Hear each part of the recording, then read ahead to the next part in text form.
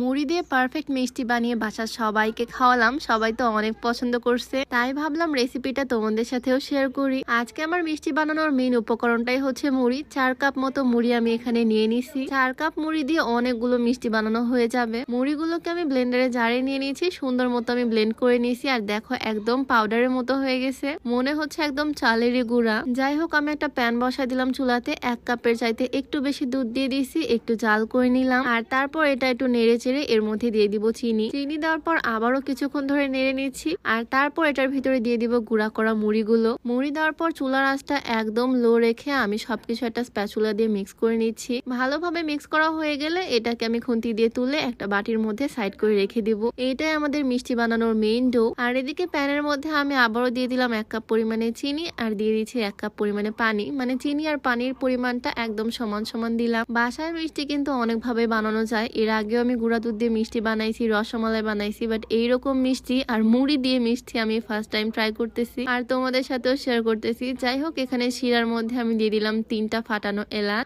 আমার এই শিরাটা বানানো হয়ে গেলে এটাকে ঢাকা দিয়ে এক সাইডে রেখে দিব রেস্টে। আর এইবার শুরু আমাদের মিষ্টি বানানোর মেইন প্রসেস। এই মুড়ি যে মিশ্রণটা আমি রাখছিলাম, এই মুড়ি মিশ্রণটা এখন তৈরি করে নিব। 2টা ডিম দিব এটার ভিতরে। আমি 4 কাপ মুড়ির জন্য 2টা ডিম ইউজ করতেছি, তোমাদের ইচ্ছা মতো ডিমটা দিবা। আমি 10 টাকার গুঁড়া দুধগুলো কিনছি, 4 প্যাকেট এখানে ইউজ করছি, আর 1 প্যাকেট নিজেই খেয়ে ফেলছি। আর এটার মধ্যে আমি দিয়েছি সামান্য পরিমাণে বেকিং পাউডার। তারপর সবকিছু ভালোভাবে হাত দিয়ে মিক্স করে নিচ্ছি। এই মিশ্রণটা দিয়ে কিন্তু মিষ্টিগুলো তৈরি হবে। সুন্দরভাবে হাত দিয়ে ডলে ডলে মাখিয়ে নিচ্ছি। আর এর মধ্যে দিয়ে দিলাম সামান্য পরিমাণে ঘি। সবকিছু একসাথে ডলে ডলে মিক্স করার পর এটা এরকম আঠালো হয়ে যাবে। হাতে আমি ঘি মাখিয়ে নিয়েছি। এখন অল্প অল্প করে এই ডোগুলো নিব আর একটু একটু করে গোল গোল করে মিষ্টি শেপ করে নিব। মিষ্টিগুলো আমি লম্বা লম্বা করে শেপ করে নিয়েছি। গোল গোল করে নিলে ফেটে যাওয়ার সম্ভাবনা থাকে ভাজার সময়। যদিও আমার লম্বাগুলোর মাঝখানে অনেকগুলোই গোল গোল হয়ে গেছে, এগুলো হয়তো ফেটে যাবে হালকা করে, কোনো বিষয় না, টেস্টটা ঠিক থাকলেই হবে। যাই হোক, আমি এখানে আরেকটা প্যান বসাই দিছি, অনেকটা পরিমাণে তেল দিয়ে দিলাম। আর এর মধ্যে আমি দিয়ে দিচ্ছি মিষ্টিগুলো। তেল গরম না হতে আমি মিষ্টিগুলো ছেড়ে দিছি। এখন আস্তে আস্তে তেলটাও গরম হবে আর মিষ্টিগুলো ভাজা শুরু হয়ে যাবে।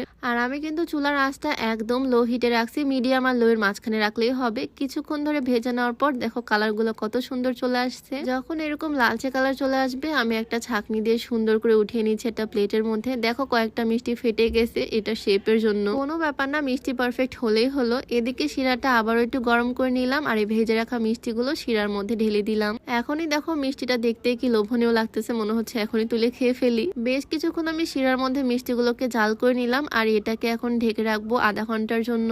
আধা ঘন্টা অপেক্ষা করার পর ঢাকনা খুলতে দেখি মিষ্টিগুলোর অবস্থা এইরকম। দেখতে কিন্তু দারুণ হয়েছে, বাট আমি জালটা বেশি করছি, তার কারণে শিরাটা একদম কমে গেছে। তোমরা চাইলে শিরাটা আর একটু বেশি রাখতে পারো। বাট মিষ্টিগুলোর স্বাদে কিন্তু কোনো কমতি নাই, স্বাদ আমার দারুণ লাগছে আর সবাই অনেক পছন্দ করছে আমাদের বাসার। তো মুড়ি দিয়ে ঝটপট এই টেস্টি টেস্টি মিষ্টিগুলো আমি আজকে বানিয়ে ফেললাম, চাইলে তোমরাও ট্রাই করে দেখতে পারো। তো আজকের ভিডিও ছিল এই পর্যন্তই, দেখা হচ্ছে নতুন কোনো ভিডিওতে। আল্লাহ হাফিজ।